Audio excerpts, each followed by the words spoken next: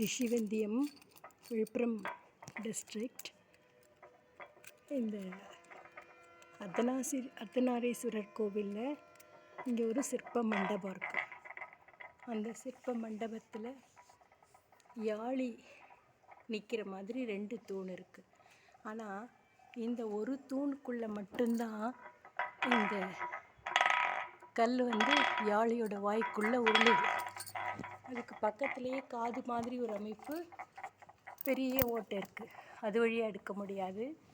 இந்த வாய் வழியாக எப்படி பார்க்குறதுக்கு எடுக்கிற மாதிரி இருக்குது, ஆனால் எடுக்கவே முடியல.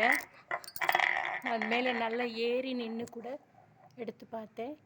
அந்த கல் வாய்க்குள்ளேயே சொல்லுதே தவிர அந்த கல் வாயிலேருந்து எடுக்க முடியல. இது ஒரு ஆர்கிடெக்சரல் வண்டா.